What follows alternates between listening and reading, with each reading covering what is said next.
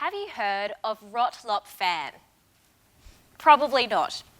Part of the Green Lantern comic series, he's a character that has no occipital lobe, the part of the brain we use for our vision. And it's said that his brain is devoted to the temporal senses, the part of the brain we use to hear.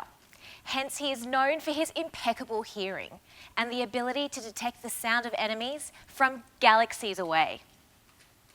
Sounds ridiculous, right? Well, this is a real brain phenomenon. When one sense is lost or deprived, like sight, the brain can adapt to enhance the remaining senses, such as hearing. As an audiologist, I'm interested in how this is relevant to people with significant hearing loss. Specifically, a link has been suggested between enhanced visual responsiveness in adult cochlear implant users and their ability to understand speech once they receive an implant, but the collective evidence to date has been inconclusive. Cochlear implants can restore a sense of hearing by delivering electrical impulses to the hearing nerve in the ear, but the brain then needs to interpret this signal for it to be meaningful.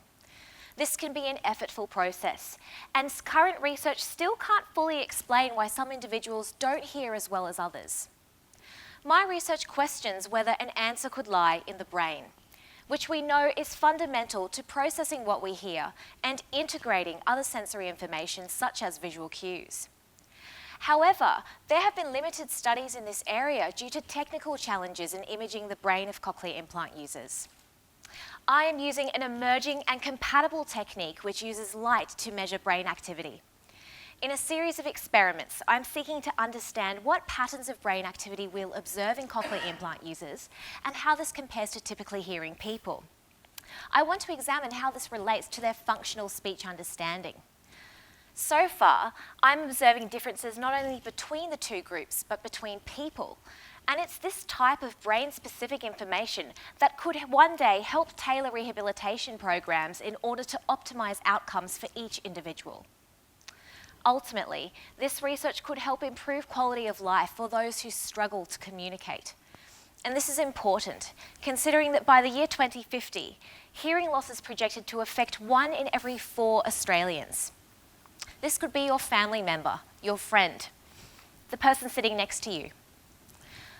The thought of enhanced senses has been the stuff of comic books for decades, but it is truly exciting to consider what could actually be possible for sensory rehabilitation in the future, coupled with knowledge of the adaptive power of the human brain. But comic books aside, our senses are a means of connecting with each other and with the world around us. And that is a connection worth fighting for.